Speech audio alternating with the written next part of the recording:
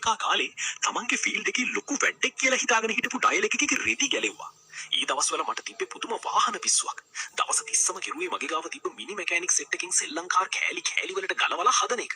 ඉතින් දවසක් අම්මා කාර් එකේ ඔයිල් මාරු කරන්න යනවා කිව්වම මටත් ඕන වුණා ඒක බලන්න යන්න. මමත් ඉතින් අම්මා එක්කම එල්ලිලා ගියා. හැබැයි ෂොප් එකට ගියාම මෙකැනික් කාර්යයා කිව්වා වැඩේට ඩොලර් 3000ක් යනවා කියලා. අම්මා හුල්මන් වෙලා මොකක් කියලා ඇහුවම මූ කියනවා ඔයිල් මාරු කරනවට අමතරව එන්ජින් ඔයිල් ජරා වෙලා බ්‍රේක් පැඩ් ගෙවිලා එයා ෆිල්ටර් හිර වෙලා කියලා. අම්මගේ මූණ එකපාරටම බොක වුණා. මොකද අම්මගේ සන්තකීම යන නිසා. හැබැයි අම්මා වාහන ගැන මිලෝ හසරක් දන්නේ නැහැ. කරන්න දෙයක් නැති පාර අසරණ වෙලා පර්ස් එක ඇරියා. අන්න ඊ වෙලාවේ තමා මං ඉස්සරහට පැනලා මෙකැනික්ට කිව්වේ පොඩ්ඩක් බොනට් එක ඇරලා පින්වන්න මට එන්ජිම චෙක් කරන්න ඕනේ කියලා. මූ මුලින් hina වුණා මූ මොන පොඩි පගීක්ද වගේ. හැබැයි මං සිරාවටමයි කියන්නේ කියලා තේරුණාම මූ බය වෙලා වගේ බොනට් එක ඇරියා. මං කෙලින්ම ගිහින් එන්ජින් ඔයිල් කූර ඇදලා බලද්දි ඔයිල් ටික රන්වන් පාටට පිරිසිදුවට තියෙනවා. මූ කියපු විදිහට කළු වෙලා ජරාව වෙලා නැහැ. මූනේ hinaව එක පාරටම නැවතුණා. මූ අත් දෙක බැදගත්තා. හැබැයි මං එතනින් නැවතුනේ නැහැ. මං ඊළඟට ඉස්සරහ රෝදේ ගාව පාත් වෙලා බ්‍රේක් පෑඩ් එකට ඇඟිල්ල දික් කරලා ඇහුවා. මේවා තාම ඝනකමට තියෙනවනේ. ගෙවිලා නැහනේ. ඇයි එහෙම බොරු කිව්වේ කියලා. මූට තරු පෙනිලා රතු වුණා. ඊට පස්සේ මං මූ හිර වෙලා කිව්ව එයා ෆිල්ටර් බොක්ස් එක ගලවලා ෆිල්ටරේ එළියට අරන් දූවිලි ටික ගසලා ආපහු ඇතුළට දැම්මා.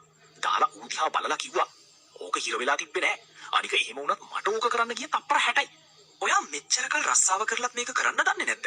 How sad. ඒ වෙලාවේ ෂොප් එකේ හිටපු අනිත් මෙකැනික්ලා ඔක්කොම බලන් ඉන්නවා. ඔෆිස් එකේ හිටපු අයිතිකාරියත් සද්දේ ඇහිලා එළියට ආවා. අම්මා මං දිහා බැලුවේ පුදුම ආඩම්බරයකින්. මං අන්තිමට මෙකැනිකයාගේ මූණටම ඇහුවා.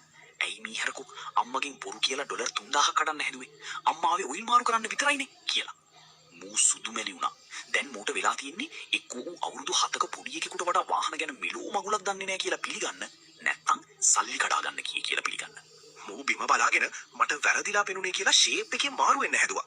හැබැයි අයිතිකාරයා මූව එතනම නවත්තලා කිව්වා යුනිෆෝම් එක ගලවලා දාලා ඵලයන් කියලා. මූ එතනම ඉවරයි. අම්මා කාර් එකට නැග්ගා. හැබැයි අයිතිකාරයා මගේ උරහිසට තට්ටු කරලා ඇහුවා පුතාට ඕනද ඔයිල් එක තනියම මාරු කරන්න?